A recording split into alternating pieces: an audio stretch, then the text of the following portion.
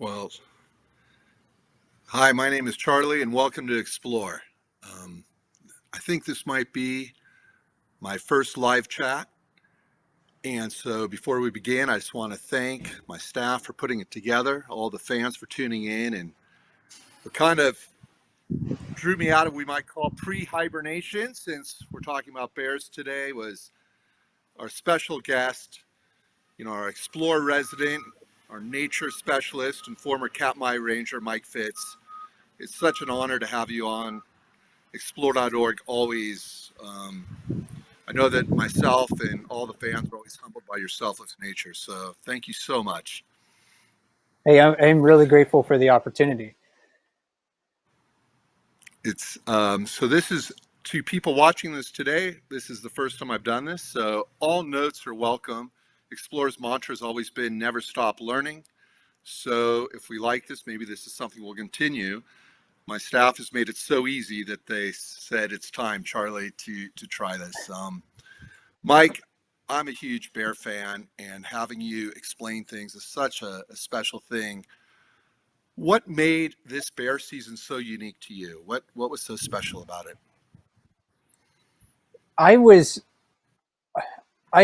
This year there were many things. It's kind of hard to choose, honestly.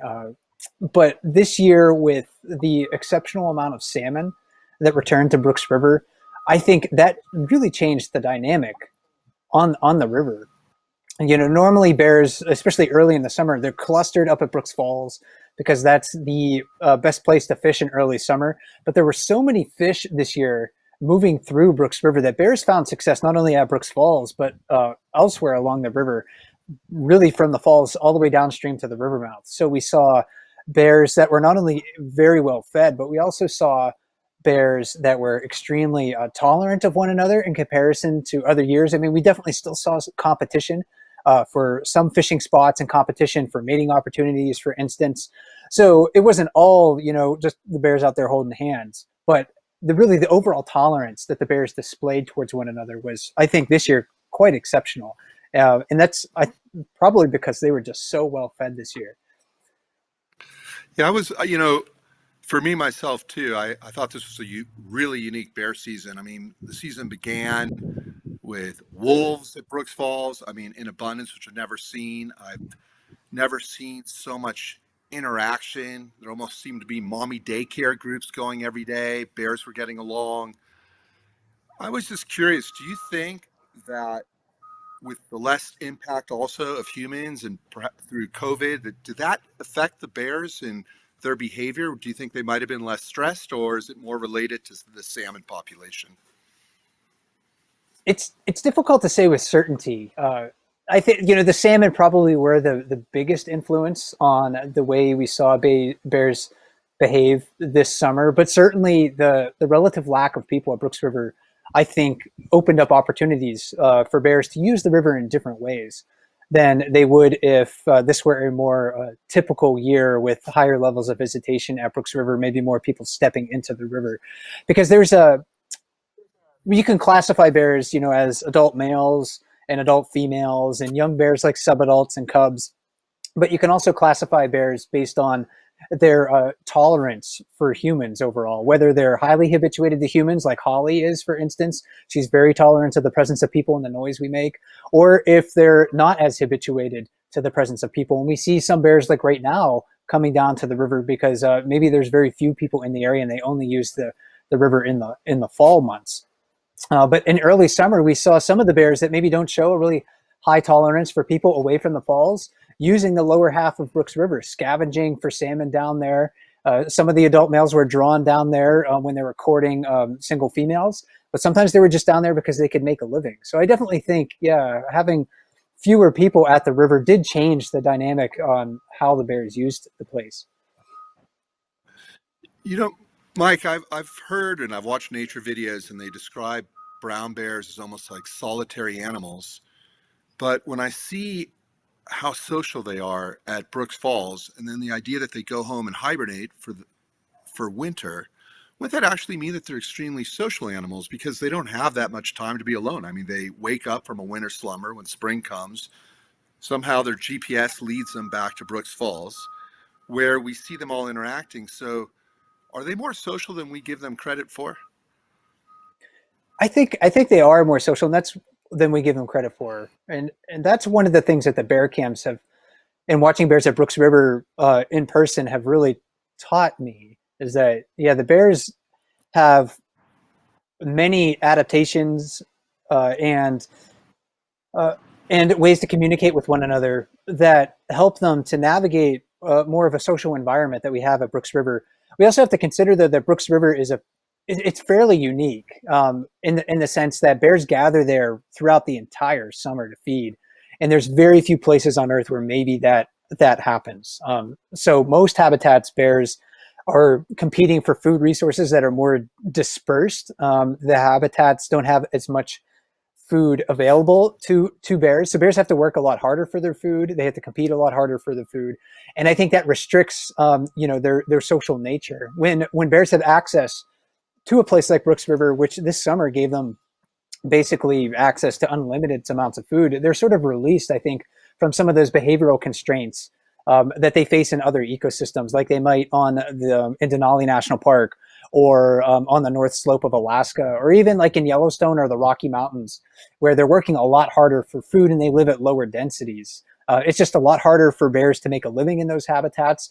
And when they do come into contact with one another, it's often because they need to compete for food. But the sheer amount of salmon that we saw at Brooks River this year really opened up all of those social opportunities for bears. And we even see bears palling around with one another. Certain bears seem to prefer the company of other bears on the river. And I think that's something pretty unique that we can observe on the bear camps. Yeah. I don't know. Bears, I'm looking at this clip and bears just make me happy. There's something about them. I can't explain it. How did you even get drawn to bears yourself? Was it a fluke? How does one become a park ranger at Katmai? Was it just by choice, or what is your connection to bears? It was a bit of a fluke. To make a long story short, I had actually a summer job at Acadia National Park on the coast of Maine, and I was planning on going back there. But my girlfriend, who I'm now married to, she got a job up in Alaska, and we had always kind of wanted to go there. And she said, "You know what? Hey, why don't you? Well, let's see if we can get you a job there too." And they couldn't get me a paid job that year, but luckily, I said, "Hey, you know what? If I can volunteer there, but you're gonna have to buy all the food so I can eat this summer." So I went up there and I volunteered as a volunteer ranger, and then I just really fell in love with the bears. We had been working in many different national parks up until that point in time. Katmai, I think, was maybe my seventh national park, or sixth or seventh national park that I had worked at. But Katmai really opened up my eyes to what a wild landscape, looks like. I was not, a rookie when it came to wild landscapes, but I had never seen really a place like Katmai. And then to be able to watch the bears, watching bears at Brooks Falls is an iconic scene in nature, and it's an iconic scene in U.S. national parks.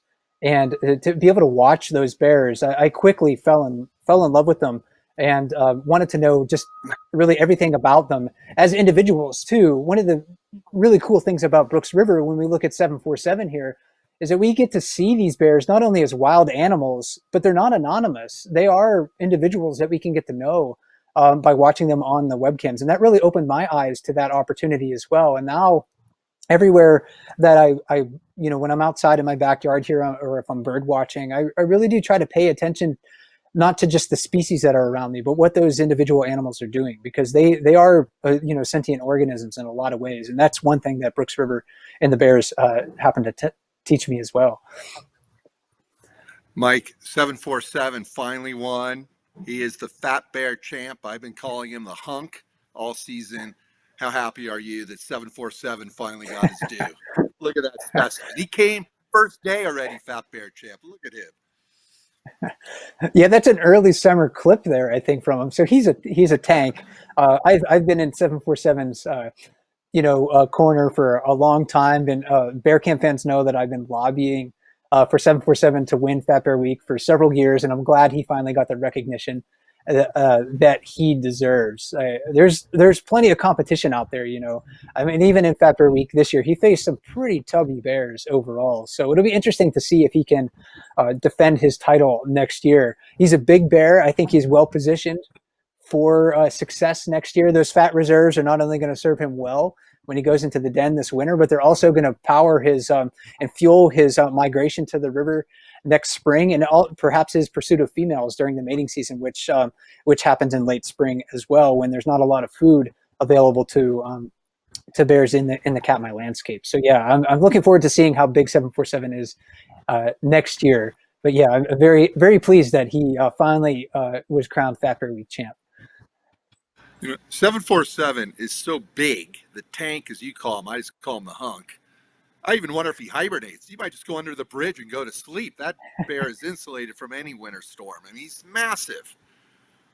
Yeah, Incredible. I mean, he is the biggest bear that I've ever seen. And last year he was estimated to weigh about 1,400 pounds. And there's no reason to believe that he's smaller this year. So one of the largest brown bear, truly one of the largest brown bears on Earth. You know, we get to see on the bear cams, and I think that's really a special thing. And to all the bear fans, we know there's a huge loyalty to Otis and Holly, and that's why we respect our elders, and we created the first annual Otis Fund to help preserve Katmai. And to all the fans last year, to show you the growth of the bear cam, I know Katmai did a fundraiser and it raised $15,000. And this year, the Otis Fund is closing in on $90,000 in only 1 week. So a tribute to first all the fans. Thank you so much for your support. But what I'm getting at is all the bears we love, and with Mick Otis, and maybe we'll have to create a Holly fund as well because we know how much we love her. But it must be amazing to see the growth of Fat Bear Week, an idea that you created, Mike. I mean, how do you feel about that? I'm extremely pleased with how many people enjoy Fat Bear Week. It's really grown beyond sort of any expectations that I had for it when we first started it, when I was a ranger at Katmai. Uh, I always knew that bears were charismatic animals, and people connected with them very strongly on an intellectual and emotional level when they came to visit Brooks River. And then when Explore.org installed the webcams at Katmai, and I got the opportunity to work with the webcam audience, I found that people were making very strong connections to the bears through the webcams. And Fat Bear Week was, just a way to try to share a little bit more in a fun way, a little bit more information about how bears survive, why they get fat to survive, what fat means to their life, and what salmon mean to the bears at Brooks River and throughout the Bristol Bay region overall. And it's also like a really positive story as well. And when you go online, I mean, it's really easy to go into your social media feed and just be doom scrolling. I mean, you're looking at the your Twitter feed, and you're like, oh no, what sort of disaster happened today that I want to worry about. But Fat Bear Week really is a celebration of such a healthy and robust ecosystem that we have in Katmai. And I think people, need those stories just as much as we need to pay attention to, the other things that are going on in our world. Yeah. This year, it's believed that almost 500,000 people voted for their favorite bear on Fat Bear Week, which is really a remarkable accomplishment. I think that's why I love Katmai so much. I've always said with the live cams, Katmai is a pearl of the planet. It's one of the few places where nature is actually working. I mean, you have salmon, 24 hours light, the birds, wolves, bears, a functioning ecosystem. And, we're so indebted to the selfless work of yourself and the fish and game. Do you have any concerns, any threats, like anything that makes you nervous at night about the future of the Katmai ecosystem? Anything we should be aware of? Because it was such a successful year this year. Yeah, the success of Katmai certainly isn't guaranteed. I mean, it's a conservation success story, but we need to ensure that we're good stewards of that landscape in the Bristol Bay region, the North Pacific Ocean overall, because the phenomenon that we enjoy at Brooks River with the bears is dependent on its salmon. Uh, and and and bears are pretty well positioned to survive changes brought to the environment by climate change as a species overall. Um, because they're generalist omnivores, they can take advantage of a lot of different food resources. So if one food resource sort of peters out, then they may be, able to make a living on another food source, for example. But climate change is a worry for me, especially in regards to how it can impact salmon. The Bristol Bay salmon runs over the last 30, 40 years have been doing extremely well. It remains the last great salmon run on Earth. And this is just a typical scene from Upper Brooks River. This is right at the head of Brooks River, some footage that I took a couple of years ago. So, it shows what an ecosystem is like at its fully functioning potential. But climate change could potentially disrupt freshwater habitats. It could disrupt easily the ocean habitats as well.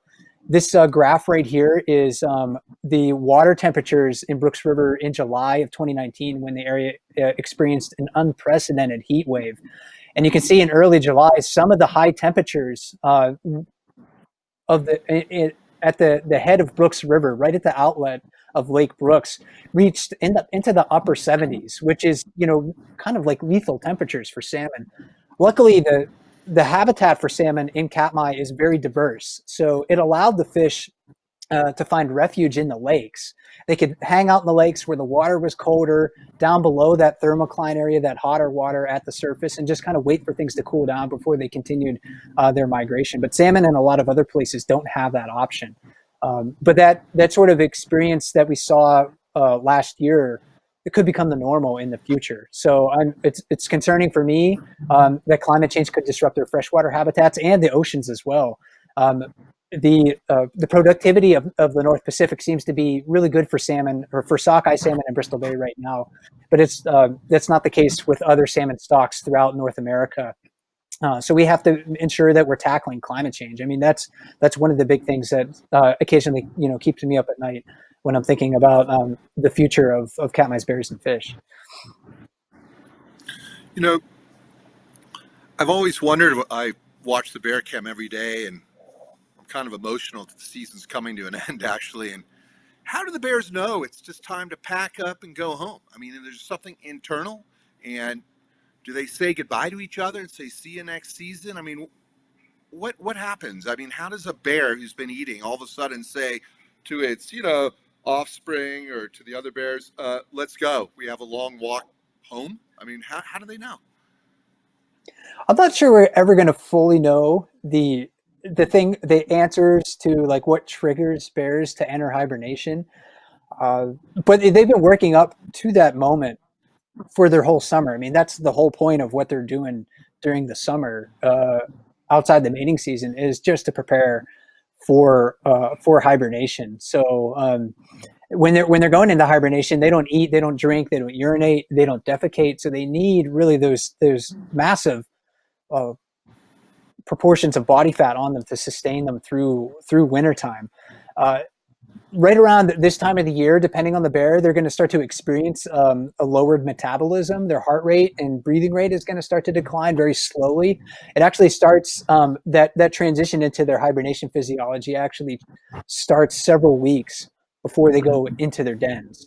And some bears at Brooks River and in Katmai could be experiencing that now. Some of the bears going into their dens earlier than some of the later denning bears.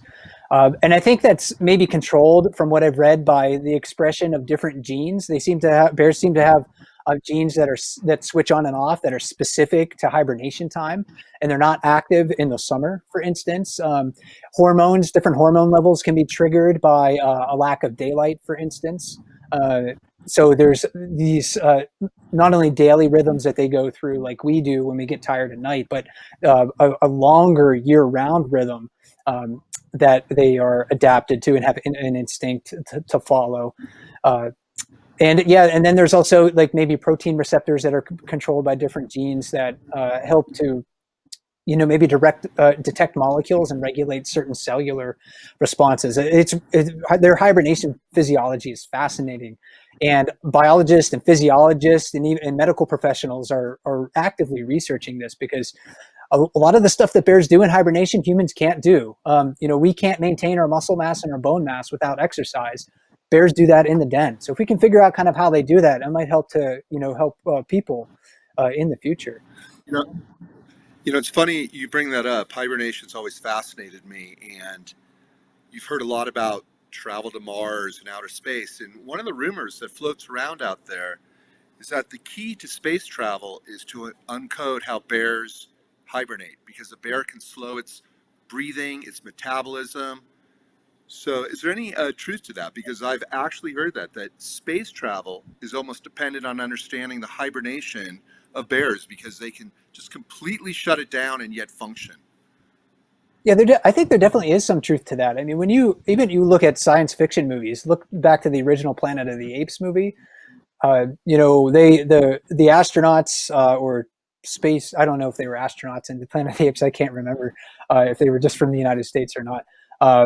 But they were in hibernation for a period of time, and then they woke up.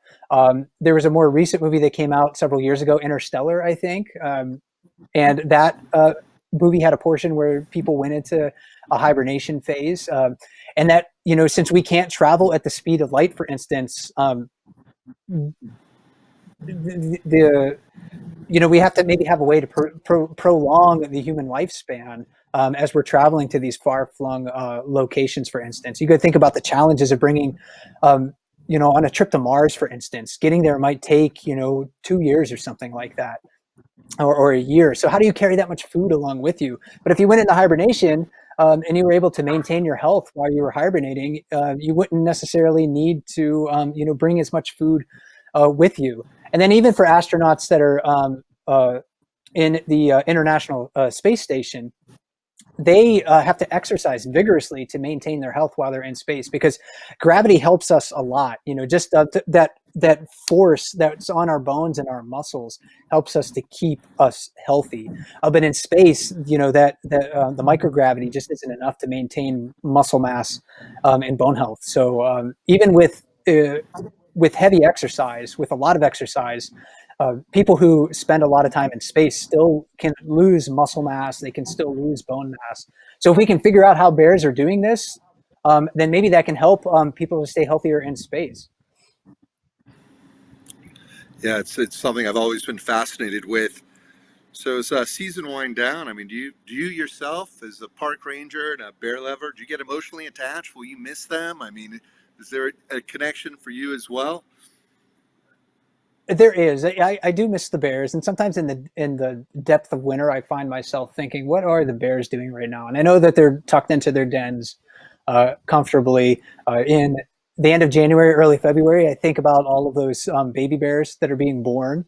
That's all bears have about the same birthday in North America for black and brown bears, at least. Polar bears are born a little bit earlier than the other two species. But yeah, I think about what they're doing in the midwinter. I think about those tiny cubs that are just beginning their life, and what experiences they'll have inside the den and when they come out of the den uh, as well. It's tough to see the bears go. I mean, we watch them all summer, day in and day out on the cameras. We get to know them as individuals, and you always, there's always that bit of uncertainty. Like, are the bears that I enjoy watching, going to come back in the same way? What challenges will they face in the future? So I do think about those things for sure. Yeah, they're truly special. And you brought up one other thing about hibernation, which has always fascinated me, which is that birth actually takes place. So the female bear gives birth in a state of hibernation is just truly remarkable. I mean, Yeah, they're that's the only mammals that can do this. They're the only mammals that lactate while they're hibernating. It is really incredible. I mean, what female bears undergo to reproduce. I mean, they need a high body fat percentage before they go into the den to even give birth, and then they need to sustain the growth of their cubs after they give birth for several months before they come out of the den and can start to find food again. Yeah, so it is just really a remarkable process, and another reason to be even more impressed with their physiology and their ability to survive. You said that 747 will have some competition next season. Did you spot any, yearlings or anything you thought were the up and runners? Something that the future champs. You got any you want to call out right now? There are, well, as far as adult males go, for several years I've said I think the webcam audience really needs to watch number 503. He's a bear with a very unique story. He was separated as a from his mother as a yearling cub, but then he was adopted by Holly. So he had another couple of summers of education with a mother bear at the river. Here's Holly. Um, so I think that set him up really well for success. And he's just grown a lot over the last several years. And keep in mind, he was only born, I think, in 2013, I believe. Yeah. So I mean, he still has a lot of growing to do. Bears and Katmai, for the adult males, they typically don't reach their full size until their early teens. So he still has a lot of growing to do, and I think he could become a very dominant bear at Brooks River, and one that could become just as fat as 747, depending on how good he is at fishing and how well he can compete for those fishing spots. Other bears, like a very young adult male, number 812, very pudgy, very successful at the falls. So good looking bear, very playful bear right now. It'll be interesting to see how these young bears like 503 and 812 transition out of maybe some of their playfulness as they prioritize other things as they grow into adults, or whether or not they're going to keep some of their playful habits in the future. And then even like a smaller bear that's probably full grown right now, but that doesn't mean he can't become a more dominant bear. And that's number 151 Walker. He was a tough competitor in this year's Fat Bear Week, very pudgy overall. And we've seen him show increasing signs of dominance as he's grown into a fully mature adult. So I think those are definitely some bears to watch going forward.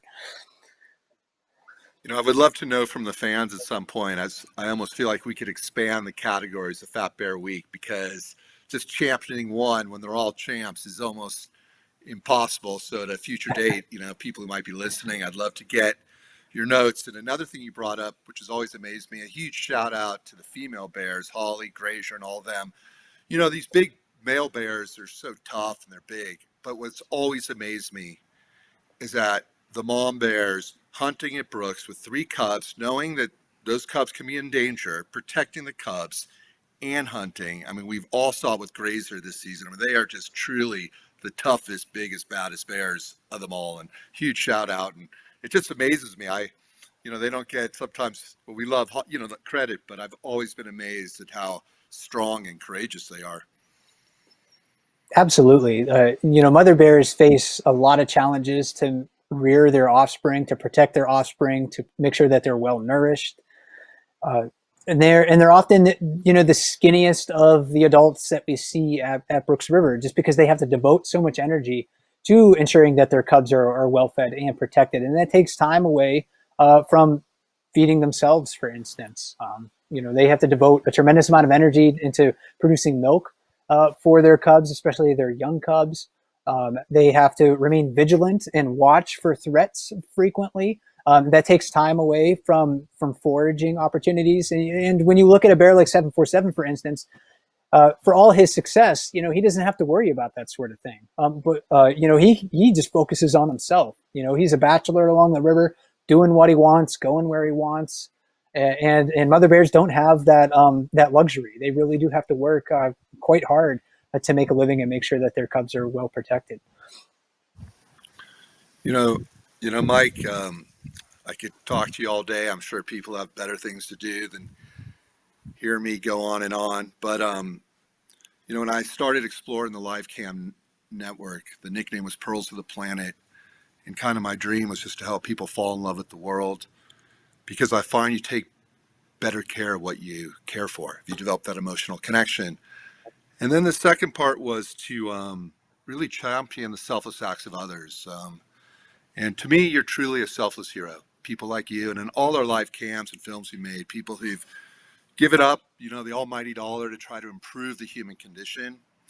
the environment we live in. And, I'm just humbled by your selflessness. And I just wanted to thank you as I prepare for my own hibernation season.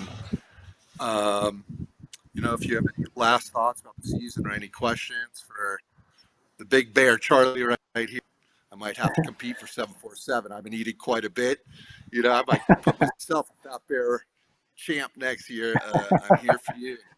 All the fans know that an audience, everyone who works at Explore and these selfless people, we're just stewards for you, trying to create a pure habitat where you can connect to the natural world and meet great minds like Mike Fitz. It's really an honor to hear you speak.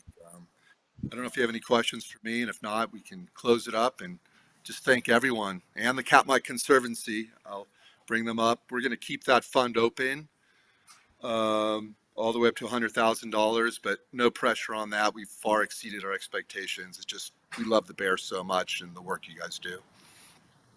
Yeah, it's great to speak with you, Charlie, and thanks so much for the kind words. I mean, it's important to me that that I can share my love and knowledge of Katmai National Park with other people. So it's been a very meaningful part of my life, the bear cams, and being able to talk to people around the world, and also the webcam audience, they challenge me in a lot of different ways because they often ask me questions, answers that I don't know the answer to, and I try to find that answer out for them as best I can. Sometimes we don't have an answer for a lot of those questions, but it's a rewarding vocation for me, and I'm glad to be part of this community overall.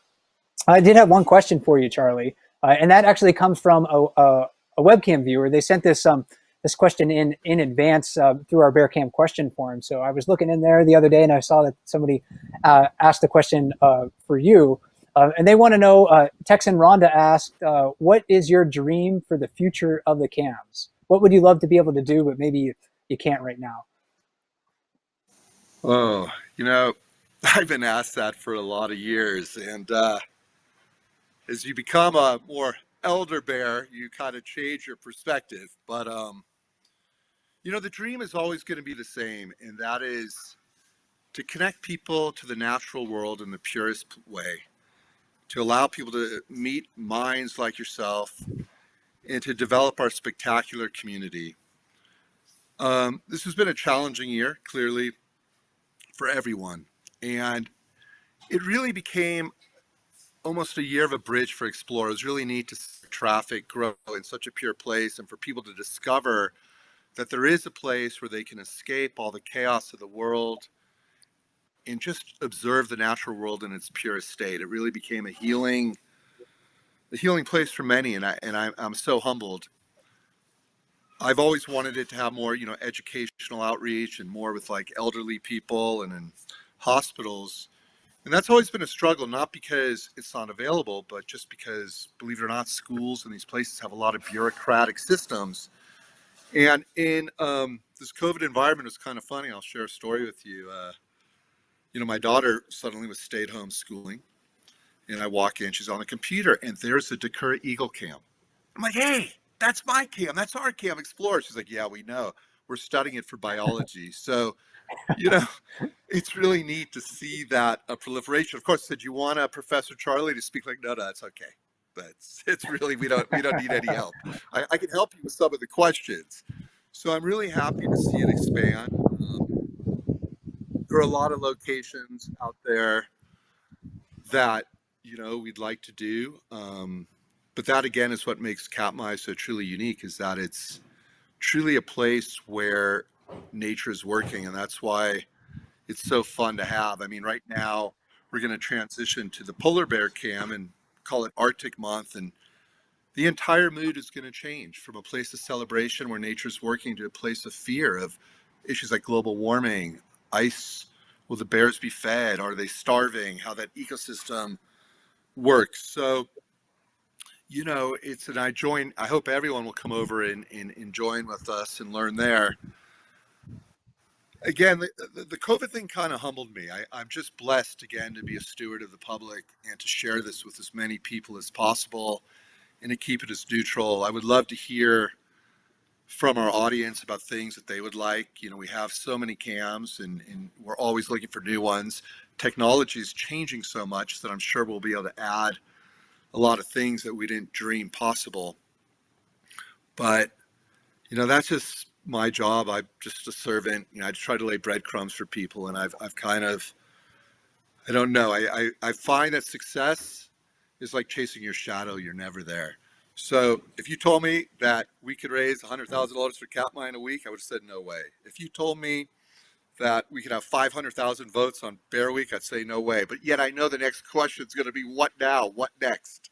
So I just want to appreciate it and really celebrate it. And truly what I mean is that Explore is for the people. And, I'm just honored to share it with so many. We have no tricks up our sleeve, and to showcase the work of yours. So if we can continue down that path and keep it simple, I'm going to call that success. Always open for feedback and notes, though. Like, for example, would people like more talks like this? I have no idea. Could we improve them? I didn't even know people, Candace and our staff said, Charlie, you should do one. And I was like, I didn't know if people wanted to hear me speak. So maybe these are things that are quite easy and we could keep the ball rolling through the year. Definitely. Never stop learning. I always say at Explore, we're Never Stop Learning meets Sesame Street for adults. We try to make people feel like they're two again, make learning fun. That's where I am. So I'm growing with everyone else, and we feed off people like you, Mike. So, we're always open for notes to how to improve. Great honor. Well, thanks so much. It's been fun speaking with you today. All right. And for everyone else, hope you're all preparing for winter and, celebrating Fat Bear Week and adding a few extra pounds yourself so we all can hibernate. And like I said, Explore is just a family, a home away from home, and please share with your friends, and you're always welcome here.